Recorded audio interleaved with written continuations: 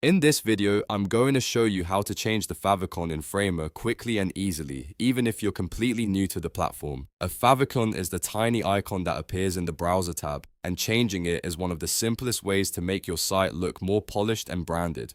If this tutorial helps, make sure to hit the like button and subscribe for more Framer tutorials just like this. Alright, let's get started. First, open your Framer project. Once you're inside your site, look at the left side of the screen and find the project settings. In Framer, the favicon is usually managed from the site settings, so the first step is getting into the right place before you upload anything. After opening your project settings, look for the general site options or the branding section. This is where Framer lets you customize the important visual details of your website.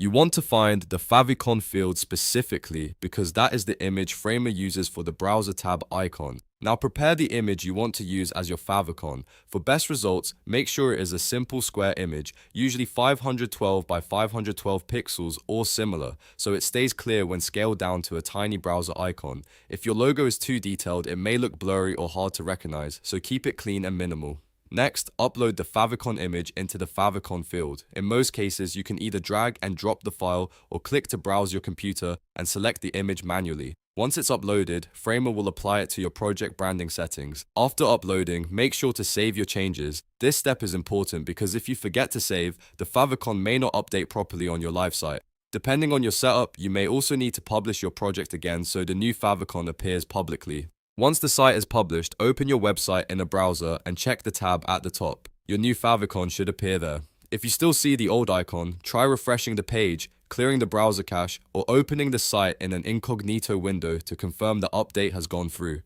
If your favicon does not show immediately, don't worry. Sometimes browsers take a little time to refresh icons, especially if the old favicon was already cached. In that case, wait a few minutes and check again. You can also make sure the file was uploaded correctly and that it is in a supported format like PNG or SVG, depending on what your Framer setup accepts. And that's it. You've successfully changed the favicon in Framer. It only takes a few steps, but it makes a big difference in how professional your website looks. If you found this tutorial helpful, please like this video and subscribe for more easy Framer guides, web design tips, and quick website tutorials.